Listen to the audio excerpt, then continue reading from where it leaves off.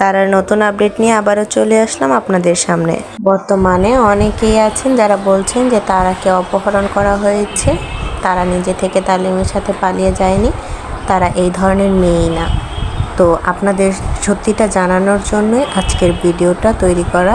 তো আশা করছি সম্পূর্ণ ভিডিওটি দেখে তারপর কমেন্ট করবেন। তারা এবং তালিম প্রেম করে সালাম ভাইয়ের বাড়ি থেকে পালিয়ে গিয়েছে। বিয়ে প্রসঙ্গে তারা এক ভিডিওতে বলেছে, আমি তালিমকে ভালোবাসি, এর জন্যই আমি তালিমের সাথে পালিয়ে গিয়েছি। আমাকে অপহরণ বা কোনো ধরনের কোনো নির্যাতনের শিকার আমি হইনি।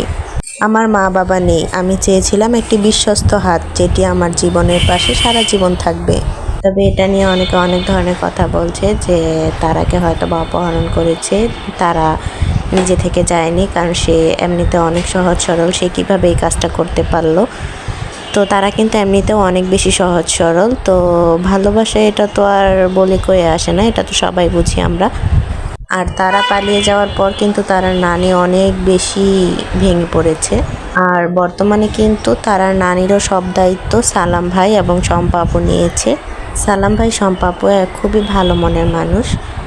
তো আশা করছি আপনারা আপনাদের প্রশ্নের উত্তর পেয়ে গেছেন। আপনারা অনেকেই আমাকে এটা কমেন্ট করে জানাচ্ছিলেন, তো আমি আপনাদের সেই কমেন্টের জন্য আজকে ভিডিওটা তৈরি করেছি।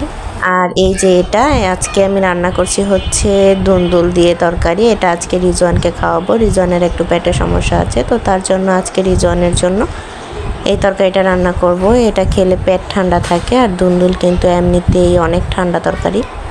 তো ভিউয়ার্স, যদি ভিডিওটা ভালো লাগে দয়া করে চ্যানেলটা সাবস্ক্রাইব করে দিবেন। প্লিজ প্লিজ প্লিজ চ্যানেলটাকে সাবস্ক্রাইব করে দিবেন। আপনার কাছে একটা অনুরোধ যে এই ভিডিওটা দেখছেন।